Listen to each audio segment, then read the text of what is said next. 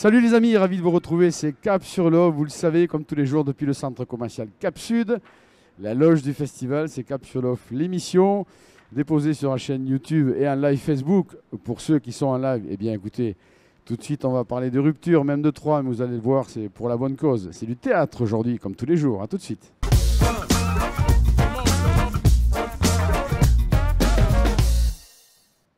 Et oui, je vous parlais de rupture et même de trois ruptures. Bien sûr, c'est le théâtre, c'est la comédie en plus. Et on va en parler tout de suite avec Alix Andriani. Bonjour Alix. Bonjour Stéphane. Merci d'être venu nous voir ici à Cap Sud malgré la chaleur. C'est bien, c'est très agréable, très heureux de vous avoir. Merci. Surtout pour le... Alors, une comédie, la première question avant qu'on comprendra après quand on rentrera dans le sujet, mais est-ce que c'est du vécu? La rupture amoureuse? Oui. Ah bah bien sûr, je crois que comme tout le monde. Ouais, à mon avis, au moins une quand fois. même. Ouais. Oui. Sauf que là, quand même, elles sont pas piquées des verres celles-là. Hein. Non. Voilà, c'est des sacrés punchlines. C'est une comédie, c'est fait pour faire rire. Donc vous êtes parti sur des scénarios de rupture qui sont un peu inédits. Voilà, pas communs. Il y a une femme qui quitte son mari sur un tango, c'est ça? Par exemple? Oui, absolument. Elle le quitte sur un tango. Ça, c'est la première scénette. Donc, c'est 3 scénettes de rupture différentes. L'auteur, c'est Rémi DeVos. C'est un grand auteur français qui est traduit dans une quinzaine de langues. Il travaille beaucoup sur la phonétique. Toutes les répliques sont un peu des punchlines. Le rythme est effréné dans le texte. Pour le premier tableau, voilà, elle le quitte sur un air de tango. Le deuxième tableau, il la quitte pour un homme. Et le troisième tableau, ils se retrouvent, le couple se retrouve parce qu'ils ont un ennemi commun. C'est leur enfant qui est absolument tyrannique avec eux. Et donc, dans l'adversité, ils arrivent à ressouder des liens ensemble. Alors oui, parce que j'allais y venir, ils ressoudent des liens, donc il y a quand même... Alors, je vais sur d'autres questions. Oui. Les 2 premières ruptures sont des ruptures fermes et définitives? Oui, après, on ne sait pas ce qui se passerait après. On ne sait pas ce qui se passe après. Ouais. Voilà. Parce qu'il y a quand même un fait qui vient. C'est vrai que on va parler de la mise en scène après, puisque vous êtes la metteuse en scène, mais même de la musique, des cascades et de tout ce qu'il y a dans le spectacle. Mais ce que je voulais dire, c'est que quand il y a des ruptures violentes, si je puis dire, dans la manière, dans la forme, c'est qu'il y a beaucoup d'amour, forcément. Oui, absolument. Et quand on est un peu poussé dans ces retranchements, quand on est pris au dépourvu comme ça, on n'a parfois pas vraiment la répartie. On est un peu nul. On répond des choses un petit peu nulles. Mais oui, parce qu'il y a quelqu'un qui a très bien préparé son truc, hein, parce que c'est organisé. Enfin, il y en a un qui veut rompre et donc qui est prêt à tout et qui part dans une stratégie bien construite, et un autre qui est tout surpris. Absolument, ouais. Et donc c'est ça qui est très drôle, c'est de les voir tous les deux un peu se débattre pour ne pas perdre la face, quoi. Donc il y a beaucoup de mauvaise foi, énormément de mauvaise foi, et ça en envoie plein la figure avec grâce à la plume de Rémi DeVos. Vraiment, il a écrit des punchlines pas possibles. Voilà, je pense qu'on peut tous se retrouver un petit peu dans ce texte, ou s'imaginer dire ces choses-là, ou se dire ah bah si j'avais su, peut-être que j'aurais pu dire ces choses-là. Alors 2 comédiens sur scène, donc évidemment ça donne du rythme, de la répartie, de la punchline, ça répond, c'est ping-pong, etc.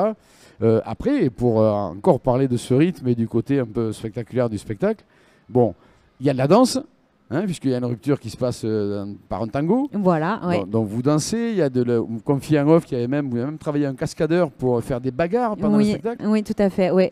C'est extra, ça. Il y a un combat en slow motion et 2 chorégraphies de combat de cascadeurs, en fait.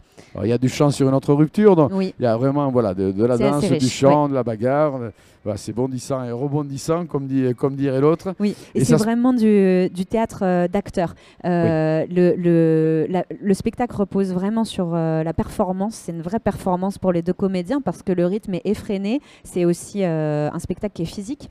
Donc vraiment, les 2 s'éclatent et on est très premier degré sur le texte. On a essayé vraiment de respecter l'auteur et je leur tire mon chapeau parce que c'est 2 personnes vraiment très généreuses au plateau et ils donnent tout pour notre plus grand bonheur. Alors c'est au Théâtre des Brunes à 14h35. Ça s'appelle 3 ruptures, avec 2 comédiens sur scène. On va peut-être les citer, les 2? Oui, bien sûr. Alors il y a Juliette Delhomme, qui joue donc la femme, et Pierre Torignac, qui joue donc l'homme. Et qui joue l'homme. Et qui donc se rompe 3 fois. Voilà, si absolument. je puis dire. Et rompe 3 fois par jour, Durant tous la les pièce. jours. Ça s'appelle 3 ruptures. C'est au Théâtre des Brunes à 14h35. Et maintenant que vous connaîtrez le chemin du Théâtre des Brunes pour aller voir 3 ruptures à 14h35, eh bien restez-y parce qu'on va parler d'un autre spectacle qui a lieu un peu plus tard. Vous allez rester avec moi. On va accueillir votre co-metteuse en scène de ce spectacle. Vous êtes 2 à mettre en scène. Et on en parle le temps d'un petit jingle. On en parle dans 2 minutes.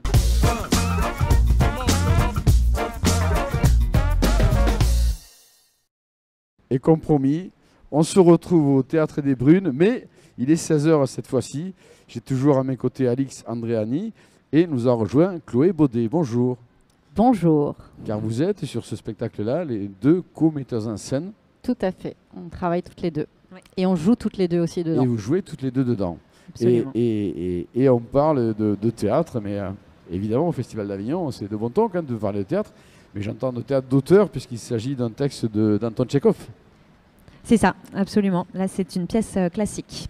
Félicitations, c'est pas rien. Merci.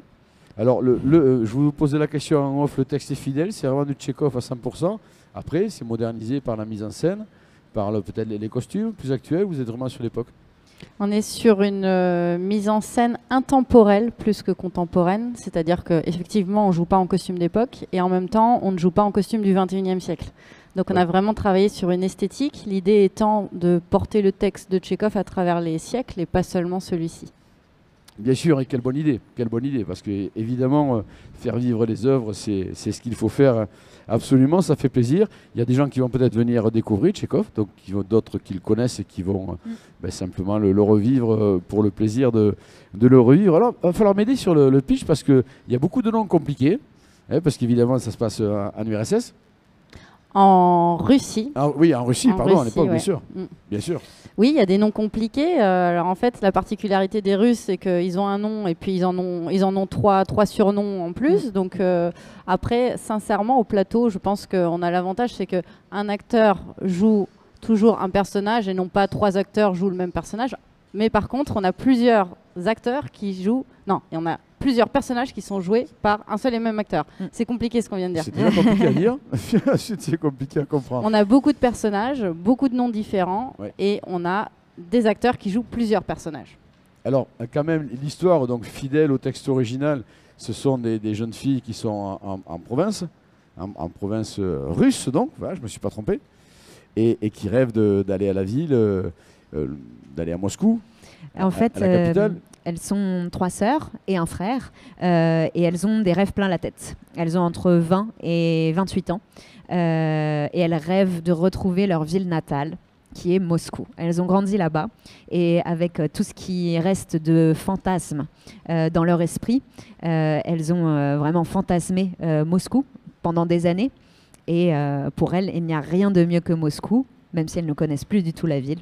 Oui, c'est un peu le paradis perdu, parce que tous les personnages de Tchekhov sont quand même un peu névrosés, ils ont quand même tous un petit grain de mélancolie ou de dépression, et donc l'idée c'est quand même que Moscou, c'est... C'est-à-dire qu'à l'époque de Tchekhov, la Russie, c'était pas très agréable, la vie était dure là-bas.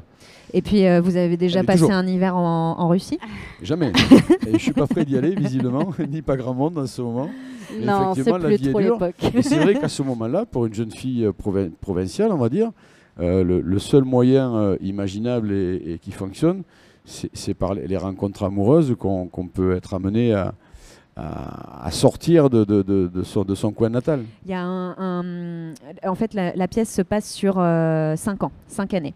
Donc en fait, il y a vraiment une évolution des personnages, et notamment chez les 3 sœurs, de leur vision de l'amour, de leur vision du mariage, de leur vision de l'accomplissement personnel en tant que femmes.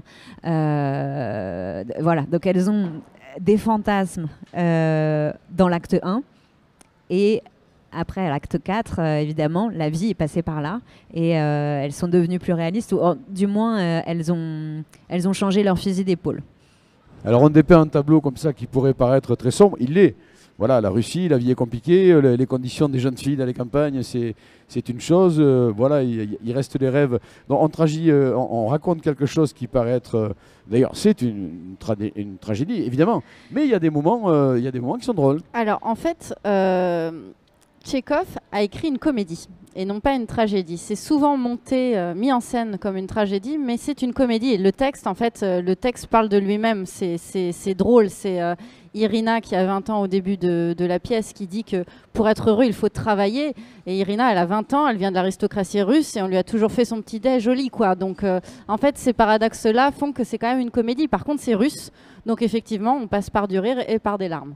Et par des larmes, bien sûr. Voilà. Une tragicomédie, on peut le qualifier comme ça. Oui, je pense que c'est un bon Les terme. spectateurs qui sont venus vous voir sont des aficionados, si je puis dire, de Tchekhov, ou c'est vraiment des gens qui viennent par curiosité pour voir du théâtre d'auteur? Il y a de tout. Ouais, on a évidemment des aficionados et en fait, je pense que la fierté et l'objectif de la compagnie, en fait, c'est justement de porter les textes classiques au plus grand public. Et on a eu, par exemple, une classe de lycée du nord de la France qui est venue nous voir. Ils ont adoré, ils ne s'attendaient pas du tout à ça. Et là, quand on a ce genre de public qui vient dans la salle, on se dit que le pari est réussi. Oui, et puis je pense qu'on se rend compte aussi vraiment qu'on a monté un spectacle qui plaît beaucoup aux jeunes parce que quand ça nous est arrivé d'avoir beaucoup de jeunes et notamment de jeunes filles dans le public, ça continue à rire jusqu'à l'acte 4. Alors que les personnages traversent des choses vraiment pas faciles du tout. Mais ça rit en même temps, ça pleure.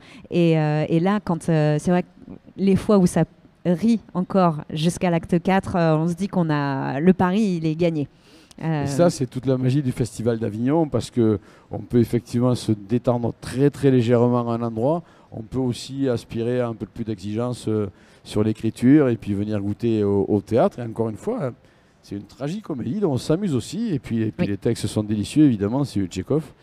Et les comédiens talentueux, comédiennes aussi, metteuses en scène aussi. Donc, j'ai rappelé, le spectacle s'appelle Les Trois Sœurs, c'est au Théâtre des Brunes à 16h. Nous avions avec nous les deux co-metteuses en scène, Alix Andréani et Chloé Baudet. Merci d'être venu nous parler de ce spectacle. Merci d'être présent à Avignon à ce spectacle-là. J'ai rappelé le premier, c'était 3 ruptures au Théâtre des Brunes à 14h35.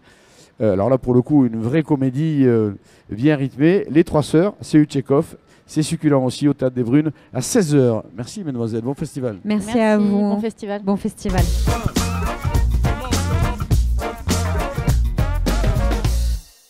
Les amis, je reçois maintenant une femme amoureuse.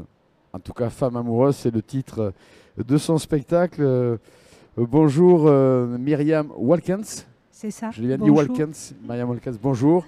Merci d'être venue nous voir ici.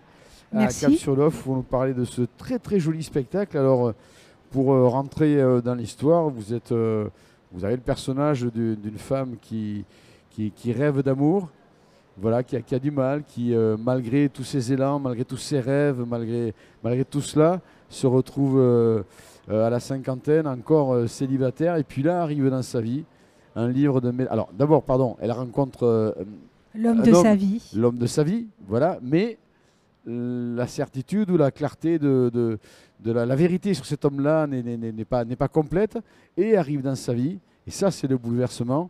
Un livre de Mélanie Chapuis qui s'appelle Femme amoureuse. Tout à fait. Ce sont des monologues de femmes amoureuses au pluriel. Elles sont plusieurs et elles sont dans tous leurs états. Évidemment, elle va en faire une lecture puisqu'elle est metteur en scène. Et là, à la lecture d'un des monologues, il va y avoir un réel bouleversement dans sa vie. Bouleversement sur sa vision de l'amour, sur sa définition, sur sa relation avec l'homme qu'elle a rencontré. Tout à fait. En fait, j'invite tout le monde à venir voir le spectacle de façon nous aussi, bien sûr. à découvrir la raison de ce bouleversement. Mais dans tous les cas, et évidemment, sur le moment, il y a un changement radical qui entame son avenir.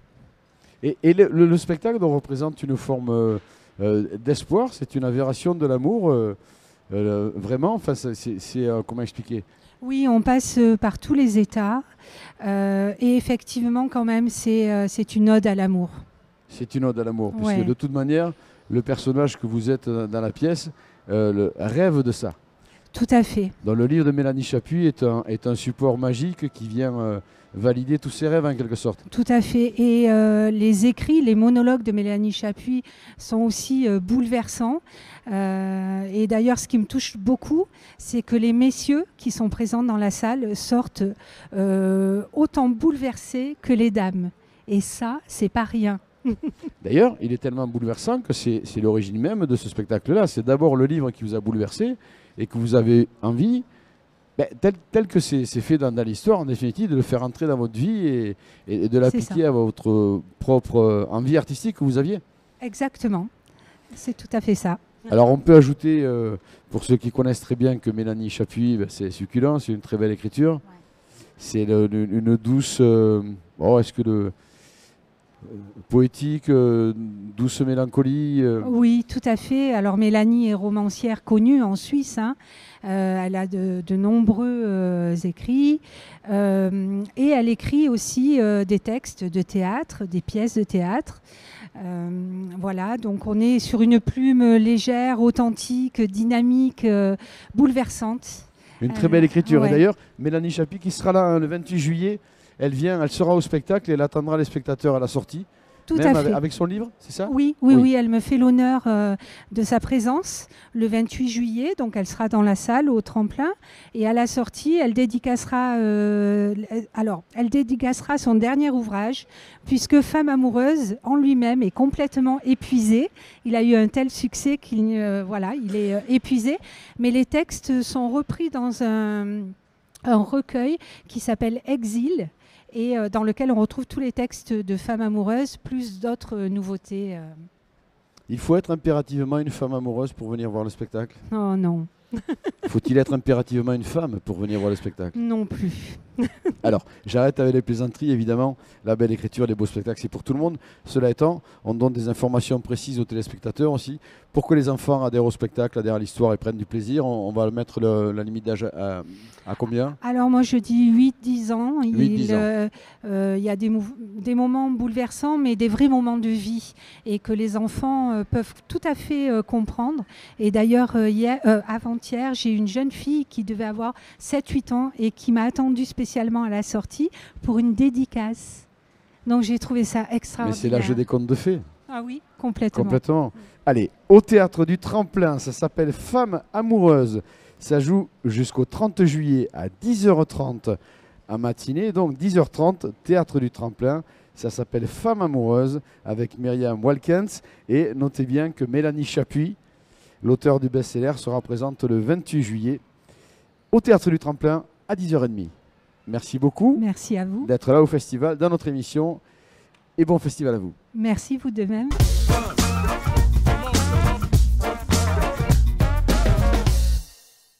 Un rendez-vous un petit peu particulier auquel nous tenons aujourd'hui à Cap-sur-le-Hoff. Je reçois Anne Laroutis. Bonjour Anne. Bonjour. Merci d'être venue nous voir ici à Cap-sur-le-Hoff pour cette initiative très très intéressante. Vous représentez un collectif Off Diffusion. C'est ça. C'est-à-dire que vous portez ici au festival un certain nombre de spectacles que vous aidez, que vous portez, que vous poussez, que vous présentez de manière collective, avec j'imagine des compétences qui aident les spectacles à être présents efficacement sur le festival. Dans les spectacles, on en parlera, vous en parlerez un juste après, mais parlons un peu de cette initiative Off Diffusion. Alors, Off Diffusion, ça existe depuis 2017. C'est un collectif de diffuseurs pour informer les publics qu'un spectacle existe. Alors, ça a démarré sur Avignon, mais ça s'est développé sur Montpellier, Normandie, PACA, la région aussi parisienne, etc. Mais c'est terriblement utile ici parce que on arrive sur Avignon, un spectacle au milieu de 1600, enfin c'est énorme, journalièrement, hein, bien sûr. Donc être un collectif qui aide comme ça par un certain nombre, parce que vous êtes plusieurs sur le collectif, à informer, à diffuser ce spectacle-là, à faire passer l'information, j'imagine que ça doit être efficace et puis rassurant et confortable pour ces jeunes compagnies, ou pas d'ailleurs, je ne sais pas pourquoi je dis jeunes compagnies, il y a des compagnies émérites qui viennent sur ce collectif aussi. Oui, on a plutôt des compagnies qui sont en train de se développer. Voilà. C'est souvent soit des premières créations ou soit des créations, enfin comment on pourrait dire, des productions qui ont pignon sur rue sur un territoire mais qui n'ont pas encore pignon sur rue sur le national. Et nous, on est là pour les développer. Eh bien, c'est une très jolie initiative en tout cas, qui doit amener beaucoup de baume au cœur et d'aide à ces compagnies-là. Vous allez les présenter brièvement chacune d'entre elles. Romain, notre caméraman, va nous faire une petite virgule à l'image et puis on vous laisse la parole quelques instants. Je vous rejoins juste après. D'accord, merci.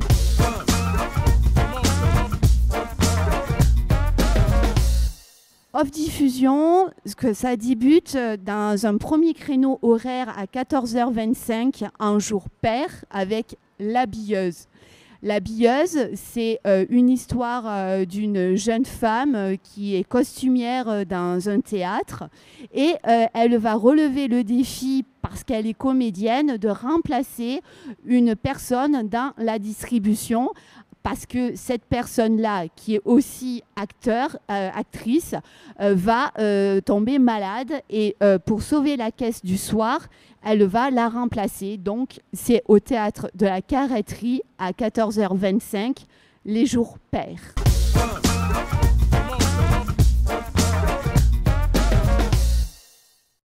Les jours impairs, toujours dans le même créneau à 14h25, c'est Figaro-ci, Beaumarchais là. C'est un biopic écrit et interprété par Gérard Linsolas.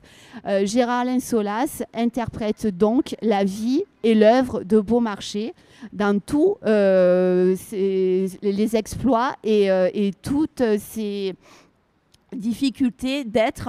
Voilà. Donc, du coup, c'est jour impair à 14h25 au théâtre de la Carretterie.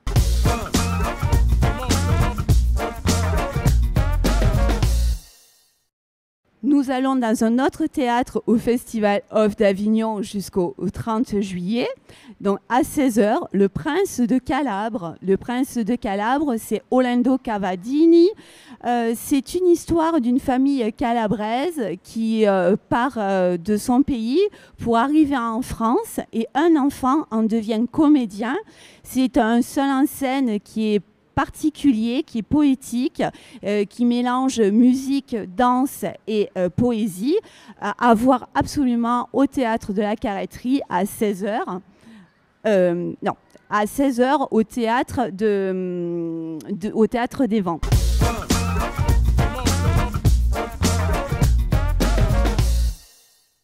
Fable en vrac. C'est une nouvelle production qui se fait à la Chapelle des Italiens à 14h les mardis. C'est autour de l'œuvre de La Fontaine et c'est à voir pour renouer avec cet homme de lettres. Voilà, c'est à la Chapelle des Italiens.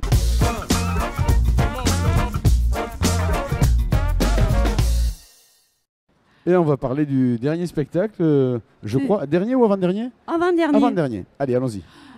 Le Malade imaginaire ou Organes et ces femmes, c'est à Al-Andalouse, donc c'est le Malade imaginaire de Molière, sauf qu'ils sont deux sur scène et ils se partagent tous les rôles. Alexandra Bousseau, les rôles de femmes, et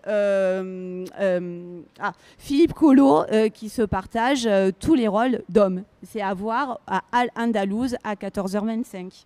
Et c'est bien de finir sur un Guitry, hein ? Oui, ça c'est un petit coup de cœur et c'est un petit nouveau qui arrive.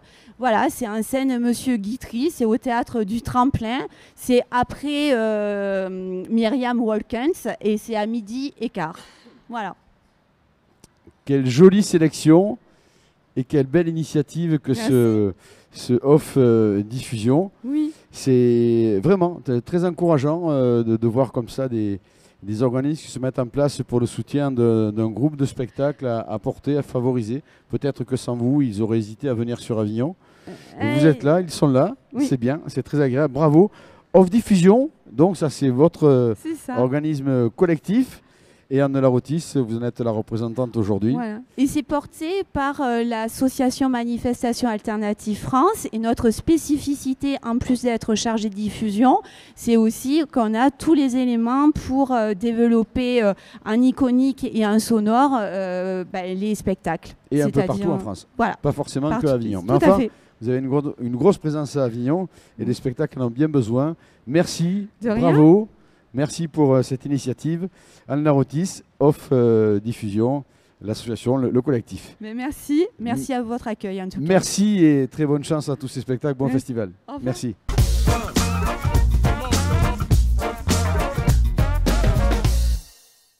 Je vous amène à la Marelle Teinturier.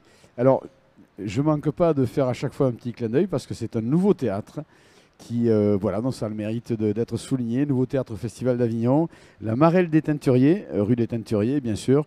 Et au-delà de vous emmener à la Marelle des Teinturiers, je vous amène en voyage en bateau. Voilà, ni plus ni moins. On va en parler avec le metteur en scène de ce très joli spectacle, Alexandre Robitzer. Bonjour. Bonjour, merci Merci Stéphane. d'être venu Merci nous de voir. m'accueillir. Vous êtes le metteur en scène parce que le spectacle joue à 15h40. Exactement. C'est-à-dire en ce moment. En ce moment même, Voilà. ma comédienne, Laure Crochet-Cerniclès, qui est en train de voyager avec les enfants et les parents sur la mer. En bateau, puisque c'est bateau. l'histoire. C'est l'histoire d'une petite fille, Lilou, qui Exactement. rêve d'aventure, Et de c'est- bateau, de mer. C'est ça, donc en fait, la comédienne se présente au public sur un lit, une chambre d'enfant. Elle commence à raconter l'histoire et d'un coup, elle dit je vais la jouer cette histoire. Donc elle ferme le livre et elle commence à devenir Lilou. Et avec le radeau, elle le transforme en radeau. Oh là là, c'est nul ce que je viens de dire. Avec le lit de la petite fille, elle le transforme en radeau et c'est là qu'elle part voyager et découvrir les animaux marins. Donc un perroquet, une tortue et un dauphin. Je fais des grands gestes parce que Laure a construit et confectionné les marionnettes et elles sont vraiment de grande taille. C'est vrai. Ouais, Un joli spectacle très visuel et puis un spectacle qui raconte du rêve, qui encourage le rêve. Et le rêve, c'est ce qui fait grandir les enfants, ce qui les élève, ce qui les porte et les envoie vers leurs plus jolis objectifs. exactement, c'est vraiment un voyage initiatique. On a voulu que ça soit une héroïne, pas une princesse, une capitaine de bateau ou une pirate, elle ne sait pas encore. Et à la fin, il y a un trésor. Le trésor, il s'est découvert à nous-mêmes quand on a fait l'écriture. C'est le dauphin, qui est l'alter ego de l'humain dans les mers, qui amène Lilou à découvrir le trésor. Et là, je fais un petit spoiler, mais le trésor, c'est de nettoyer les océans. C'est vraiment C'est ça. un très joli message en plus. Et puis voilà, il ne faut peut-être pas en dévoiler davantage, mais on est aussi une émission d'information technique, la cible sur la tranche d'âge précisément, La cible, c'est vraiment entre 2 et 7 ans. de 7 ans. C'est écrit sur le catalogue du off entre 2 et 9 ans parce qu'on peut amener les grands frères et les grandes sœurs. Parce que contrairement à d'autres spectacles pour les tout petits, il y a une vraie écriture sur le conte, une vraie histoire. Donc ça peut accrocher. Mais vraiment, on est sur les 2-7 ans. Et pour autant, le spectacle, l'entrée n'est pas interdite aux personnes de 40 ans, de 60, de 80. Vous refoulez pas à l'accueil. Hein. Absolument pas. J'invite Michel qui est juste en face de nous, une charmante jeune femme de 80 ans, Voilà, de 80 avec ans. qui j'ai sympathisé pour 73 le mois voilà. prochain. Gardienne de la mer, ça s'appelle. C'est un voyage en bateau, un joli message à la fin, une invitation au rêve. Et allons tous rêver cette aventure et la vivre avec la petite Lilou, qui est l'héroïne de cette jolie spectacle. petite histoire, avec des marionnettes et beaucoup de visuels. Oui, Gardienne. quelque part, c'est les animaux qui vont faire prendre conscience et qui vont apprendre à Lilou à découvrir le monde marin et à vouloir le protéger. Très jolie histoire, je vous le disais. Gardienne de la mer, c'est à la Marelle des Teinturiers, c'est à 15h40 jusqu'au 30 juillet. Vous avez le temps, profitez-en. Marelle des Teinturiers, 15h40. Et Gardienne de la mer. La Marelle des Teinturiers va ouvrir tout au long de l'année. Oui, absolument, absolument. Mais en tout cas, vous y êtes que jusqu'au 30 juillet. Mais vous avez raison de le dire et c'est l'occasion de passer un petit coucou à Pascal et Elodie qui ont monté ce très joli lieu. Et Mélanie à l'accueil à la régie Et Mélanie l'année. à l'accueil. Gardienne de la mer, théâtre La Marelle des Teinturiers à 15h40. Merci Alexandre. Merci Bon Stéphane, festival. bon festival.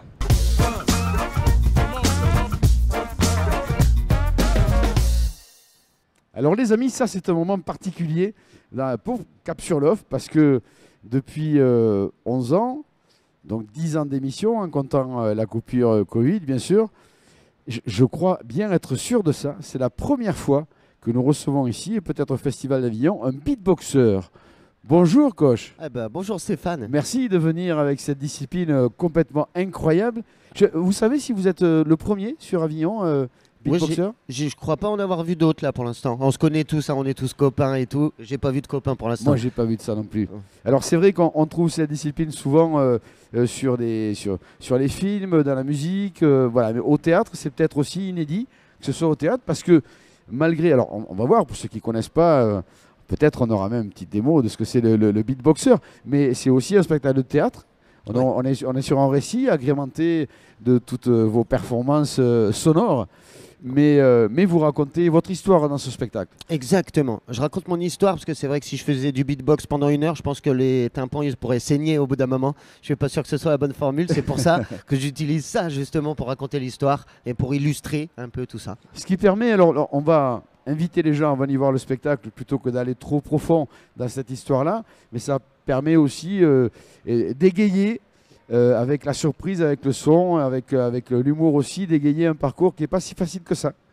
Carrément, parcours pas si facile que ça, mais en tout cas qui m'a porté chance parce que je suis là aujourd'hui. Et oui, parce que c'est une fête aujourd'hui d'être au festival et de maîtriser cette performance, d'être porté aussi par une production, un metteur en scène, etc. Donc c'est très bien tout ce qui vous arrive.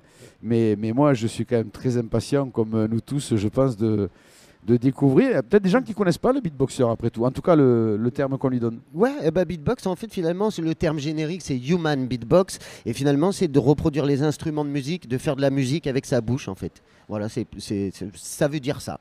Alors après moi je fais bien sûr de la musique avec ma bouche, mais après j'ai plein d'autres petites imitations de bruitage de la vie de tous les jours, de plein de choses que je m'amuse à faire. Alors ça donne quoi? On peut avoir un petit truc, mais petit avec quelque chose? plaisir.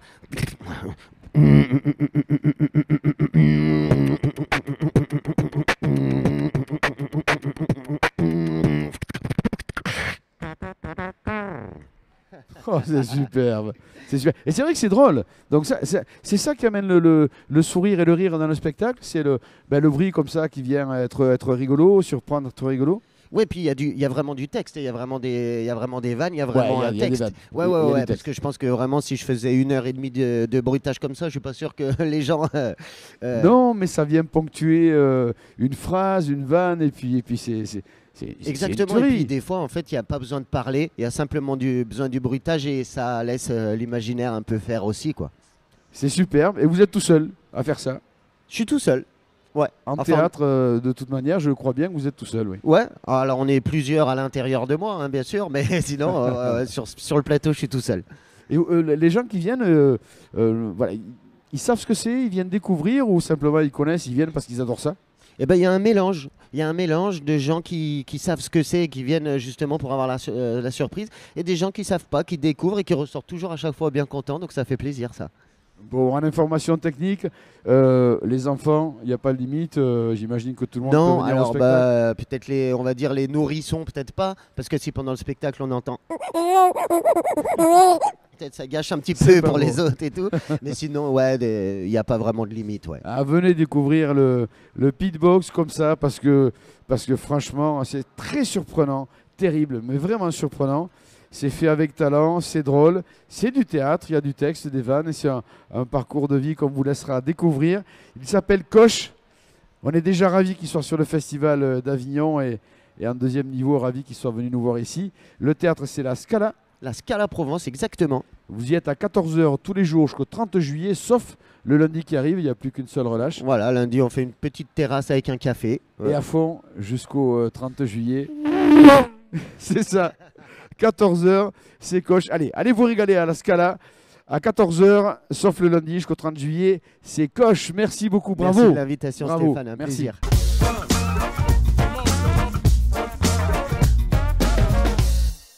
Eh bien, c'est beaucoup de plaisir de parler de Corneille, de Molière, au travers de ce spectacle qui s'appelle Corneille, Molière, l'arrangement de et avec Valérie Durin. Bonjour. Bonjour. Merci d'être venu à Avignon avec ce spectacle-là et de venir nous en parler ici.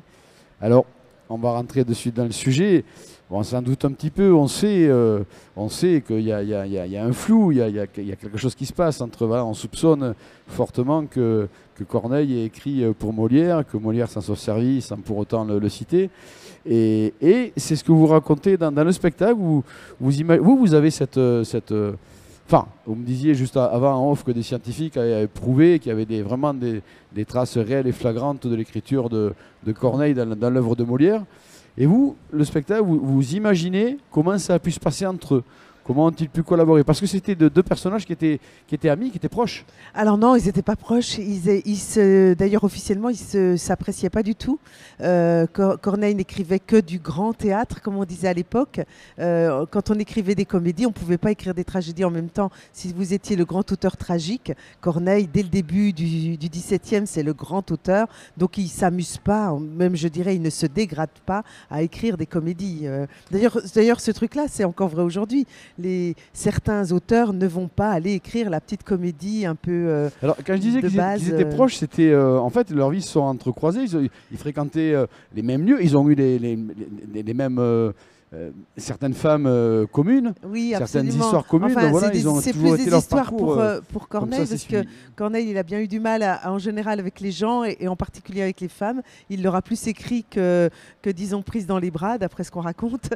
Mais c'est ce qui m'a beaucoup amusé en fait, c'est qu'ils ont 16 ans d'écart et il y en a un qui vit à l'ombre et l'autre qui vit dans la lumière. Voilà. Corneille, il est mal à l'aise en société, mal à l'aise à l'oral. Donc, en plus, il paraît qu'il avait une élocution difficile. Et Molière, c'était le Coluche d'aujourd'hui, quoi. C'était un homme qui faisait marrer tout le monde, qui avait beaucoup de succès. Absolument. Mais c'est aussi, ce spectacle-là, l'occasion de réentendre du Corneille, de réentendre du Molière, parce qu'il y a des vrais textes. Voilà, moi je m'appuie que sur des faits historiques. Je pars des Précieuses ridicules, dans 1658, la première fois que Molière vraiment propose une pièce très écrite, en dehors de ses pièces de Tréteau qu'il avait tournées en province. Et puis je vais jusqu'aux Femmes savantes, donc 15 ans plus tard. Donc 15 années de possible collaboration entre Corneille et Molière à travers toutes les pièces qu'ils ont écrites pendant ces périodes et toutes les femmes qu'ils ont aimées.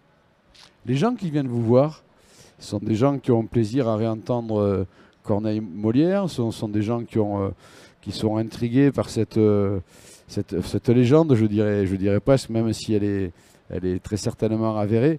Mais voilà, plutôt des gens des habitués, des amoureux, ou ce sont vraiment des gens qui viennent découvrir, absolument. Alors c'est de tout ce que vous venez de dire en fait. Il y a effectivement les avertis, on va dire, même les érudits qui viennent en disant oh là là, encore cette histoire que Molière n'aurait pas écrit ces pièces, qui sont des fois un peu agacés, un peu sûrs d'eux. Et puis il y a des gens très curieux qui ont envie d'apprendre un peu plus, des gens très jeunes qui sont finalement Corneille, on l'étudie presque plus à l'école. Donc c'est dingue parce que c'est un auteur absolument prodigieux. Quand vous pensez au Cid, par exemple, c'est vraiment une pièce formidable. Et puis Molière, c'est quand même l'année Molière. Donc voilà, en fait, je m'adresse un peu à toutes ces personnes-là, aussi bien les gens qui n'y connaissent rien du tout que ceux qui sont au contraire, voilà, et puis aussi tous les âges. C'est vrai que j'ai proposé un horaire tardif, c'est à 21h35, mais c'est aussi parce qu'on peut échanger, on n'est pas pressé après, il n'y a pas de spectacle derrière nous, on est le dernier spectacle de la soirée. Peut-être un moment de meilleure concentration aussi après le... Alors disons on est à la fraîche, ça c'est pratique. Fraîche, oui. C'est bien aussi. Mais le spectacle, alors évidemment on comprend que c'est intéressant, que c'est surprenant, tout le monde n'est peut-être pas au courant de tout ça. C'est très amusant aussi, Molière notamment. Oui, c'est jubilatoire. Eh oui, moi, je suis une fan de Molière. C'est pour ça qu'il ne faut pas se méprendre. Je ne suis pas là pour dire attention, c'est un imposteur, il n'a pas écrit ses pièces. Il faut juste replacer ça dans le contexte. À l'époque, tous les comédiens écrivaient officiellement. C'est simplement qu'ils étaient propriétaires de l'œuvre. Mais ça ne voulait pas dire, enfin, propriétaires de la pièce tant qu'elle était jouée. Ça ne voulait pas dire qu'ils l'avaient écrite. On empruntait beaucoup à l'époque. Ce qui vous fascine, c'est ce soupçon légendaire de la collaboration plus ou moins volontaire Corneille-Molière. ou c'est vraiment, vous êtes une amoureuse, vous, de ces textes-là? Alors moi j'ai eu la chance de jouer les deux auteurs et j'ai eu l'impression de jouer le même personnage. J'ai joué Chimène, celle-ci de Corneille, Oui. et puis 20 années plus tard j'ai joué Célimène, misanthrope Molière. Et j'ai eu l'impression de jouer la même de façon très organique en fait. Quand vous apprenez un texte, ça y a une respiration, c'est un peu un corps étranger que vous vous mettez à l'intérieur de vous-même et quelquefois ça résiste, vous ne comprenez pas pourquoi vous n'arrivez pas à apprendre et quelquefois des vieux souvenirs vous reviennent. J'avais complètement oublié Chimène, mais j'ai senti la même respiration et je me suis dit, tiens, pourquoi cette histoire Corneille-Molière, qui était très impopulaire et qui l'est encore un petit peu, mais moins. Voyez, vous-même, vous dites, bon, on pense que c'est possible. Mais c'était très, très impopulaire il y a encore 10 ans. Et moi, j'ai l'impression qu'il y a un peu quelque chose à creuser là-dedans. Puis ça nous fait découvrir Molière différemment. Oui, voilà. Puis c'est l'occasion. C'est pas le même que celui qu'on apprend à l'école. Et c'est l'occasion de etc. revivre absolument Voilà. et sous un angle différent. C'est ça, tout à fait. Et c'est ce qui est agréable. Et ça se passe à l'atelier Florentin à 21h35 tous les jours, sauf le mardi. Il reste une relâche le mardi prochain. 21h35 au théâtre de l'atelier Florentin. Ça s'appelle Corneille, Molière, l'arrangement. De avec Valérie Durin, que nous avons été ravis d'accueillir ici. Merci d'être au festival. Merci beaucoup de m'avoir Bonne reçu, fin de c'est très festival. gentil. Profitez-en, il reste quelques jours. 21h35 jusqu'au 30, sauf le mardi. Corneille, Molière, l'arrangement. Merci Valérie. Bon Merci, festival. merci beaucoup.